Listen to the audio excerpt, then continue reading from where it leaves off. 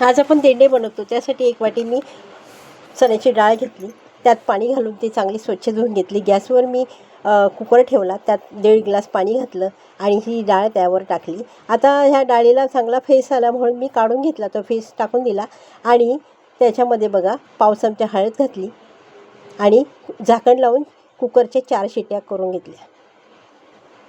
आता कणिक मळायला घेतली मी. दोन वाट्या कणिक घेतली गव्हाची, 1 चमचा रवा टाकला, चवीपुरतं मीठ घातलं आणि अगदी चिमूटभर हळद घातली. हे सर्व मिक्स करून घेतलं आणि थोडं थोडं पाणी टाकून असं कणिक भिजवून घेतलं. आता कणिक चांगलं भिजवलं आणि त्यावर मी असं तेल टाकलं थोडंसं आणि एकसारखं करून झाकण ठेवून बाजूला ठेवलं. आता कुकरचे 4 शिट्टे झाल्यात.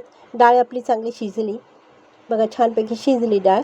आता यातलं पाणी गाळून घेते मी. त्या पाण्याची आमटी करतात. आता त्याच कुकरमध्ये ती डाळ टाकली आणि विदाऊट केमिकलचा 1 वाटी गूळ टाकला. 1 वाटी डाळ होती ना, आता 1 वाटीच गूळ टाकला मी.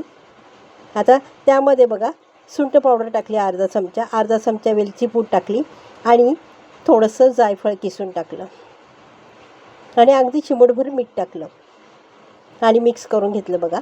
आता मॅशरने मी मॅश करून घेतलं. मी पुरण वाटणार नाही आहे आणि त्यात तूप थोडंसं टाकलं, साजूक तूप टाकलं. आता हे पुरण झालं की नाही बघा, चमचा उभा करून झाला आहे, उभा राहिला म्हणजे पुरण आपलं चांगलं शिजलं आहे. आता हे पुरण खाली उतरून मी थंड करून घेते. कणकेचा गोळा मी पोलपाटावर घेतला, एकसारखा करून घेतला, थोडासा उंडा काढला आणि त्या पीठ टाकून असं पोळी लाटून घेतली त्याची. आता ही पोळी लाटून झाली. आता हे पुरण मी काढलं आणि असं गोल गोळा केला, मधोमध ठेवला आणि असं 4ही बाजूने फोल्ड करून घेतलं. ती पोळी अशी 4ही बाजूने फोल्ड करून घेतली. हे बघा, 4ही बाजूने अशी फोल्ड करून घेतली.